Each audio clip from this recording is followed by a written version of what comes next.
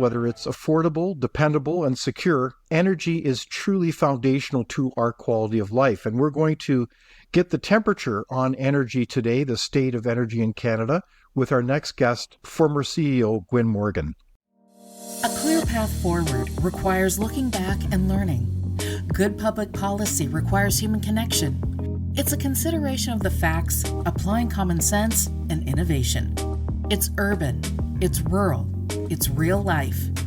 We all have something to contribute. We all have a responsibility to get informed because there's a little piece of Canada in all of us, isn't there? Let's learn on this path together. This is Leaders on the Frontier. So with me here today is the former CEO of Encana, Mr. Gwyn Morgan. Gwyn has spent decades building North America's leading energy company, and he has served on many corporate leadership positions, including as the director of the world's largest global bank, the Bank of Hong Kong. So I want to extend a warm welcome to you, Gwyn Morgan. I'm so glad you could join us. Hey, you're good to be here. Well, I'm very excited about our conversation because I know last time we talked about the state of Canadian energy, and it is just our heads are spinning with the things that are going on. I know that one of the things that was on top of mind was the war in Ukraine and the whole issues regarding reliable energy, secure energy as Russian supplies were under doubt. But I did want to catch up with some really basic questions to help set the stage here for our discussion. And that has to do with a really basic question. Why are fossil fuels, namely oil and gas, so important to our way of life here in Canada? David, it's not just a question of what our way of life in Canada. The fossil fuels are fundamental to everything. All the food we eat, all the stuff we use, all the cars we drive, all the electronic stuff we're working on right now is produced from fossil fuels. So, this sort of daydream that somehow we're going to switch over when there isn't any alternative. And when you're thinking about science, and obviously in my business world, you did the possible. You didn't worry. You didn't try to do the impossible just because you quote believe. And so that is a sort of a fundamental thing. But the state of Canadian energy is interesting because, of course, I think I grew up and built my company in the golden days when actually people thought that producing oil and gas was a good thing, and it was needed by the world and by the country and the community in terms of its jobs and all of the other advantages. So I feel that I watched in my retirement years, watched all this just sort of attitude for one of the world's largest resources of energy in Canada, be constantly made as difficult as possible to produce and move. Isn't that something? So energy really is foundational. It's in every part of our lives. And do you suspect Canadians almost take that for granted, that reality? Well, I think they take it for granted in a lot of ways, of course, until they don't have it. And so we have it, and despite the efforts of the Liberal government for years and years to try and diminish its production level and everything else and its development, it's still fundamental to Canadians, and they know that. No, I agree. And you've written a very interesting recent column about how Canadian liquefied natural gas can be really a solution to a lot of challenges. Can you tell us more about your key points that you were emphasizing in your column?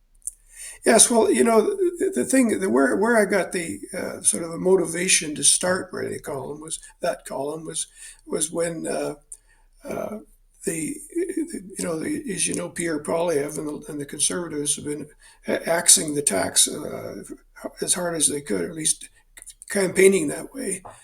And yet I say, well, okay, well, that's fine. There's people starting to answer the question, okay, well, if you don't have that emissions control policy, what do you have, Pierre?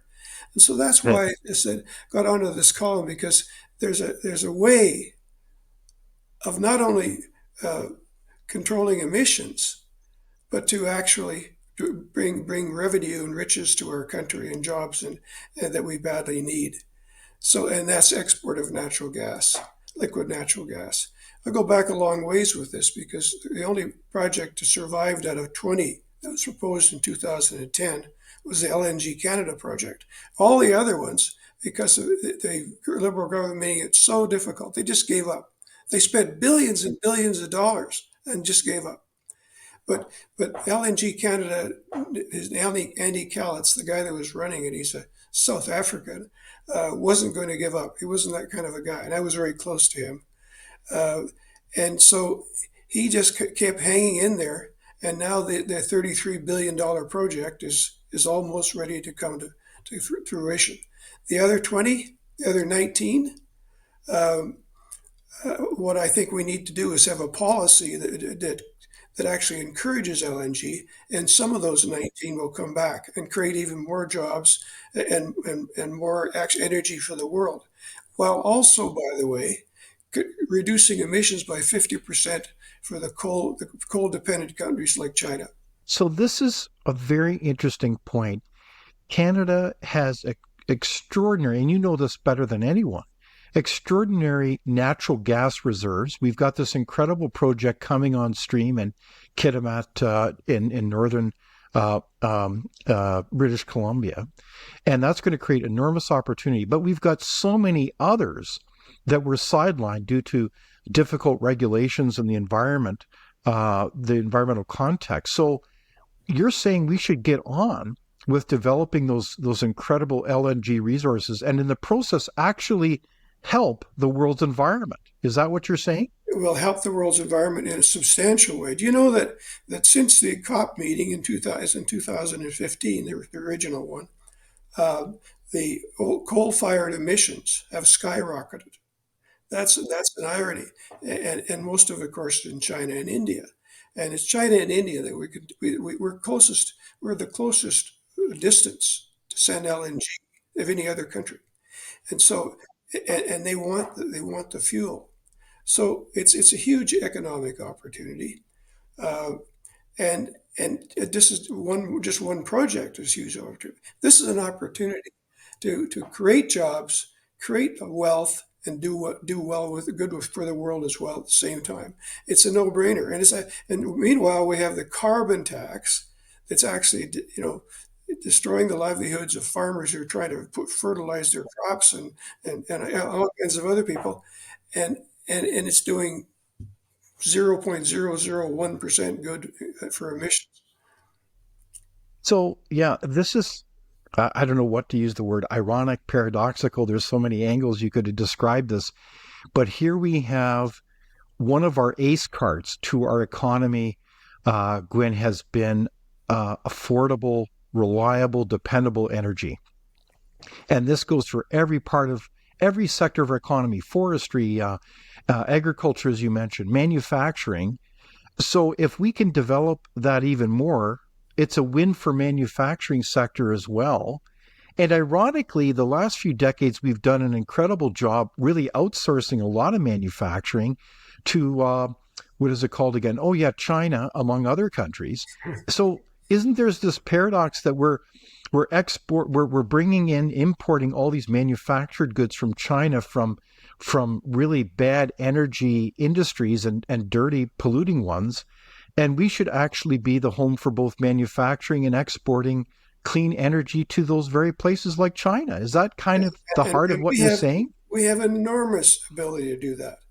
And at the same time, we're going to have a huge, as you say, a huge lift in our economy in a number of ways. Not only jobs, just one of these projects creates so many jobs in manufacturing, it's transportation, and so on, and and all of the other resources that are used that we have here in Canada.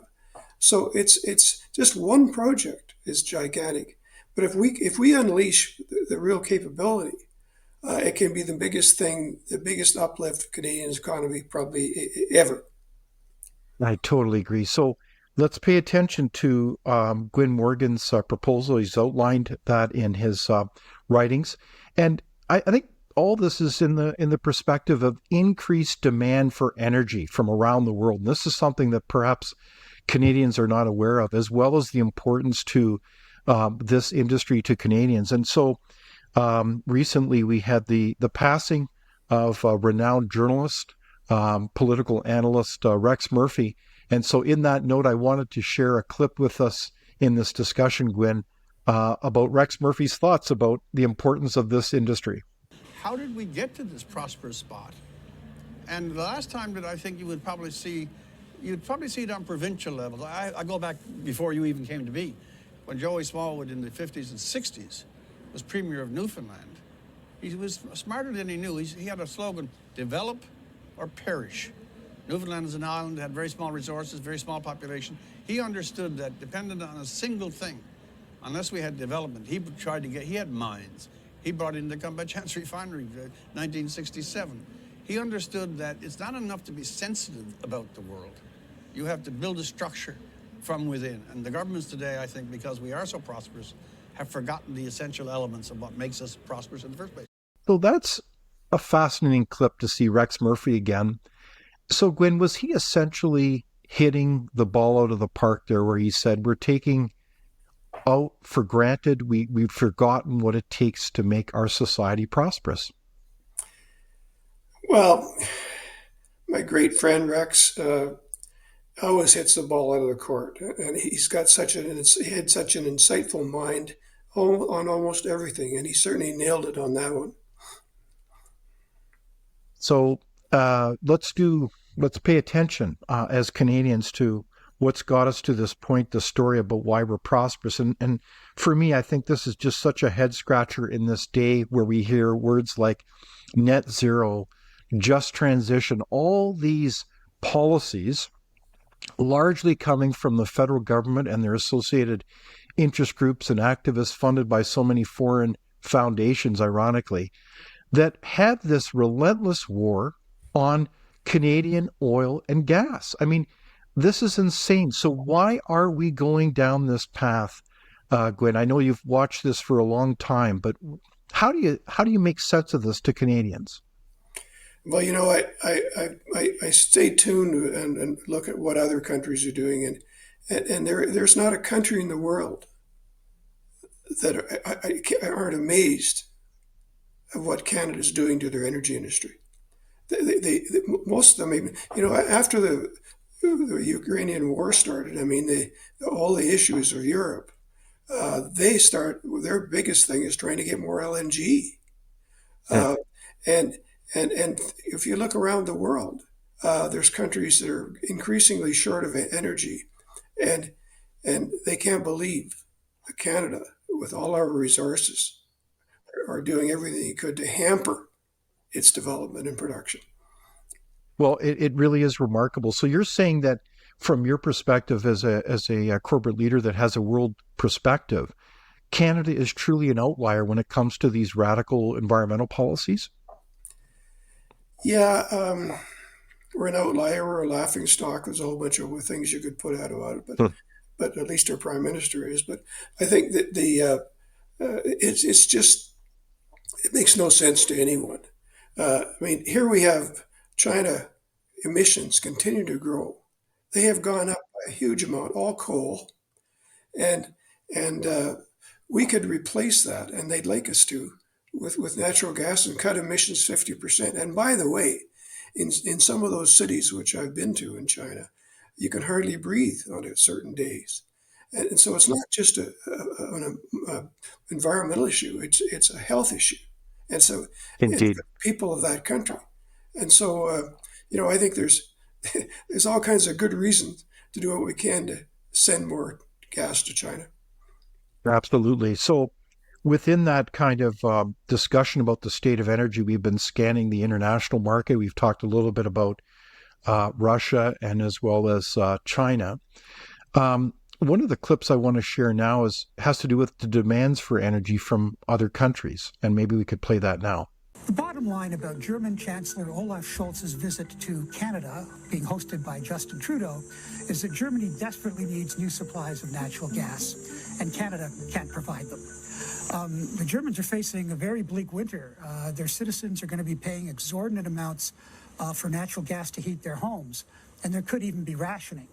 And the reason for that, of course, is that Russian President Vladimir Putin has dramatically cut supplies of natural gas and oil to Europe in retaliation for Europe supporting the Ukrainians against Putin's invasion of Ukraine. In Canada, we're the fifth largest producer and sixth largest exporter of natural gas in the world, but we can't really help Ukraine.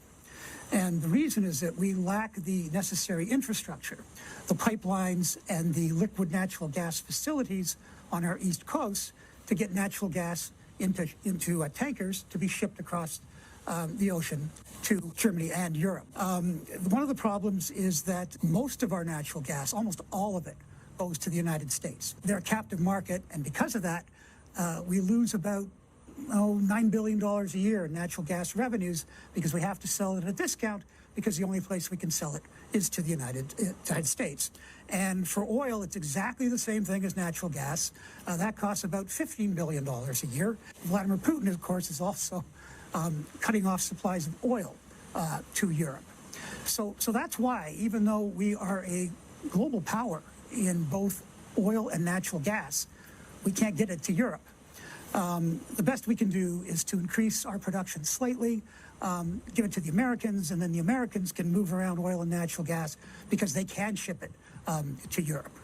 But the real problem behind all of this with both Germany and Canada is both governments, the German government and the Trudeau government, unsuccessfully gambled on the idea that you could easily and quickly replace fossil fuel energy, oil and natural gas, with wind and solar power. You can't. At their current levels of technology, wind and solar simply aren't reliable enough to replace oil and natural gas. And the additional problem is that both Trudeau and Schultz are doubling down on this mistake. They're saying today that what's happened in terms of the Russian invasion is that we need to go even faster to renewables from fossil fuels. That's not the lesson of what's happened. The lesson of what's happened is that if you abandon secure sources of energy for unreliable ones, you give up energy security. And so what it all means in the current global situation is that what we need is fossil fuel energy to do two things: power global economies out of the economic damage caused by the pandemic, and deal with this crisis because of the war in Ukraine. We need fossil fuel energy. We have a lot of fossil fuel energy, but we can't get it to where the fossil fuel energy is needed. So in one of the major geopolitical and economic crises of the 21st century, Canada is basically standing on the sidelines. So that's Laurie Goldstein, and he's given quite an analysis there. There's lots to unpack. But essentially, is that a fair take on Canada's energy position? Is we're kind of standing on the sideline as other players supply the market, and meanwhile we've got a government trying to shut down our fossil fuel industry. Is that kind of the bottom line? Well, it is, but it isn't very relevant, quite frankly, to Canadian LNG because the reality is that we can't get our LNG to Europe, and if we did, it would be exorbitant, and it doesn't really make that much difference. The real difference is where we can get it to China, and it reduce emissions dramatically. We're not going to supply Europe, and if we did, it's a small market, really, compared to what we can do with China. So my whole point of my column was, okay, so we have this ridiculous and harmful and useless carbon tax that's all kinds of ways destroying the economy and destroying people's lives. And yet we have this ability to export natural gas through LNG to reduce the emissions by a million times more, or that's probably an understatement, than anything we can do with the carbon tax in Canada. So it's a real huge opportunity, and this isn't just in a lot of ways just what you can think about. These are natural gas projects, but it's about the whole Canadian economy. I mean, the transportation systems, the ability to produce goods and services, the efficiency and the lowering the cost of everything we do, and at the same time creating industries. I mean, here we are, subsidizing the production of batteries for electric cars at a time when electric cars seem to be on the wane, Yes. and and yet we have this enormous potential to rebuild our country around energy, including natural gas. Yes. So that's basically an exciting vision, a challenge, if you will, to decision makers to help rebuild our country using Canadian energy. And specifically, I think your emphasis has been Asia's probably the key market that we really need to focus in on. And one of the things I wanted to share with you is a fascinating quote, and I think you've alluded to this. And I did want to share this quote with you. It basically says, we had 18 LNG export facility projects being proposed in Canada since 2011. And we're finally close to seeing one of those projects, namely, as you said, Gwyn, the LNG Canada project, reach completion nearly 14 years later. The U.S., during a similar period, has built 7 and approved 20 LNG facility projects between 2014 and 2020.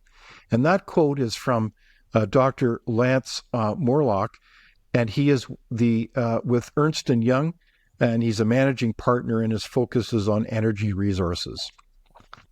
So in keeping with your vision for LNG, Gwyn, what do we need to do? What are the actions that the next government needs to take to get LNG underway so that we can renew our country and help the world meet its energy demands? Well, say, first of all, a comment on what you just said.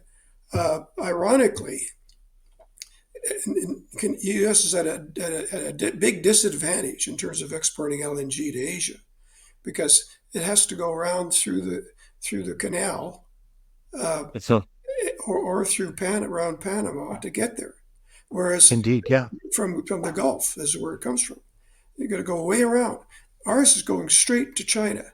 And so we already have a huge advantage compared to the U.S. So the only reason they're exporting all that gas from the U.S. is because we're not, and that's a real tragedy. Yeah, it's actually outrageous, isn't it, when you think of it, that we've basically undermined this industry, so we can't get things done and get it to market. And meanwhile, we forfeit all this opportunity. I mean, this affects Canadians' lives, isn't it? Like every person pays the price then in terms of forfeited revenues and opportunity, our standard of living and quality of life. I don't mean to sound rhetorical here, but that's true. It impacts Canadians' standard of living. Well, I certainly, my credentials in the natural gas industry are pretty good. My company was the largest natural gas producer in North America, and it had potential to get bigger, but so it really is, just almost unconscionable that we're at where we are, and so my whole point, of course, is that this is an opportunity for my friend Pierre, and I hope the future Prime Minister, to grab a hold of this and revolutionize the Canadian economy. They'll do a hell of a lot more than building battery plants and subsidizing them in Ontario. And and we talked earlier on, David. You mentioned the percentage of the GDP situation in the country. Did you know that the private sector, what's happened to this country is that almost everything that gets done is being done by government or subsidized by government. So, Almost everything. The private sector has stopped investing in this country. In fact, they're sending Canadian businesses sending their investments elsewhere, largely to the U.S. So right now, private sector share of the GDP in Canada has dropped almost in half from where it was once to 36%. 36% of GDP is private. Do you know what China's is? 60%. The communist China has almost twice as high GDP from private sector than Canada. so we are in a situation where because of bad public policy, we're really undermining the vibrancy and the strength the growth opportunities to grow our economy based on the private sector. And instead, we're spending, well, in the last 2024 budget, a $40 billion deficit for an accumulated debt of $1.25 trillion. I mean, we're really just spending money that we really don't have, and we're putting that on the heads of our next generation, our kids, all to kind of prop up an economy that has really got some serious issues underneath. Is that your point, Gwyn? Well, serious is an understatement. I mean, we've eviscerated the government of the Canada since Harper left has eviscerated the economy of the country in so many different ways. But we become a government country. Everything that happens, and even the percentage of GDP that's private sector is doing stuff for the government mostly. Because most of the other money that's real private sector capitalism is moving out of the country. So we have a terrible situation, but the only answer to it is a complete change in policy, a complete change in government. And by the way, that huge deficit, um, if it had been funded 5 years ago, a government could have got it for 1%. Now they're paying 5%, or now that we're Exactly. paying. The interest rates. Yes. So the opportunity, whether you're in business or government, when we did borrow, we always Mhm. we always fixed it in at the lowest rate possible at the time, instead of assuming that it's going to be like that forever, because it never is. I mean, So- Pierre Trudeau, uh, Justin's father, proved that when the deficit skyrocketed and interest rates hit 23%. exactly. So perhaps, as the saying goes, history doesn't necessarily repeat itself, but it certainly does speak in rhymes.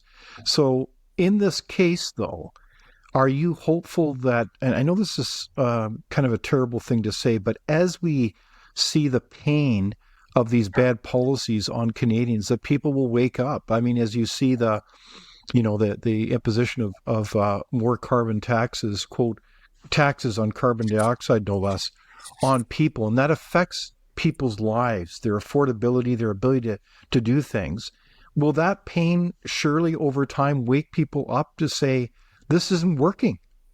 I think they already are. I mean, they already are waking up to that. But I think people, at least under this Liberal government, are just feeling helpless. They don't feel Mhm. there's anything they can do. They can't buy a house. They can't. Everything's costing more. There's no hope.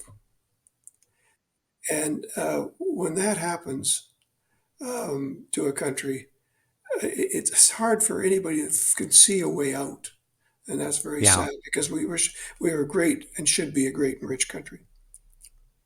No, I would be very much inclined to agree with you, and that lack of hope is very concerning. And I guess a question I have to you as a corporate leader who certainly knows a broad network of other leaders, not only across Canada but around the world. Um, are people starting to really realize that this is not a narrow partisan issue at all? This is truly about the future of the country and for our children. So are people waking up to the reality that we need to speak up more? We need to act. What are you sensing among your conversations with peers? Well, first of all, peers in the business community are realistic. They can't. There's no basis for investing in the country. Sorry, can Taxes. you repeat that? Sorry, you said what? No basis to invest in the country anymore?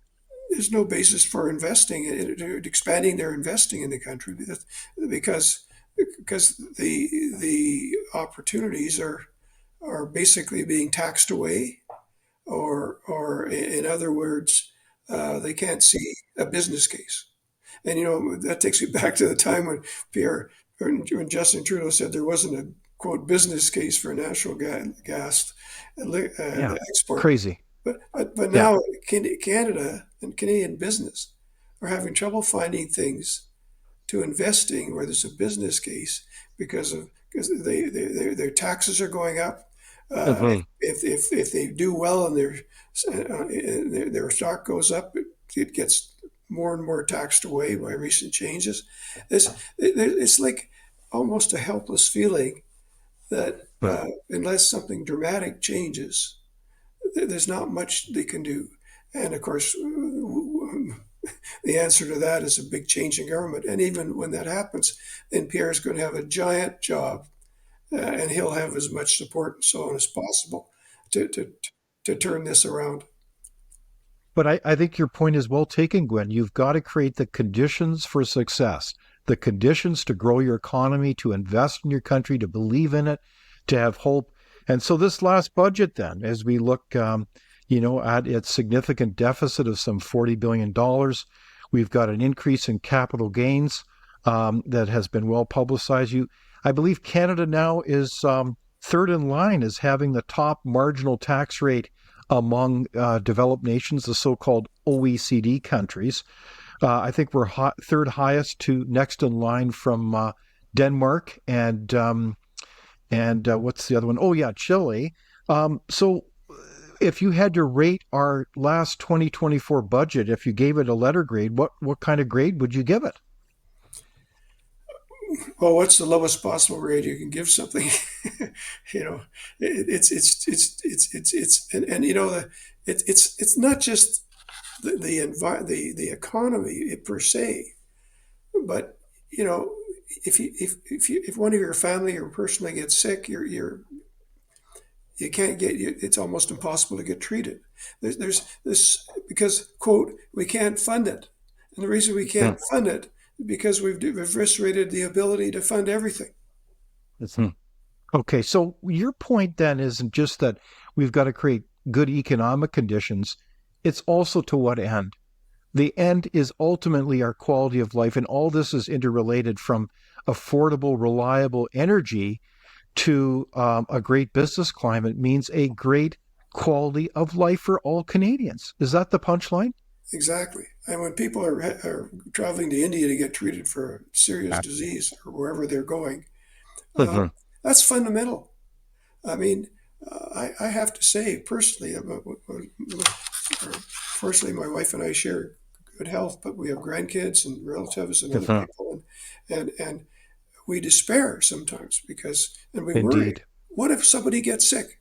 And of course, we now have a few relatives that are, and it's not pretty. So when you have all these different things happening, it's really hard to be optimistic. It's really hard to be up, and That's it. and we have to find a way of lifting people up. Well said. So, as we look to the state of our nation, we know that these things are all interrelated between energy and the economy and our quality of life. Is there also a significant role in your mind for citizens to be able to look at this situation not with rose-colored glasses, but looking at the reality of it, but also saying, how do we have hope? How do we have courage? So, what actions can we as citizens take, in your view, to be able to help move our country forward? Vote in the next election. We have a totally dysfunctional government and prime minister that's been busy destroying the country since 2015. Not just the oil industry, but everything. Uh, Mhm. that's the hope. So, pay attention, everyone, as Canadians, as we look to our future. We've got serious choices to make, and I appreciate, Gwyn Morgan, you joining us today for this enlightening conversation, not only about the state of energy, but also the state of our country. Thank you. Good. It was good to be here. Thank you, David. You do great work. Thank you so much.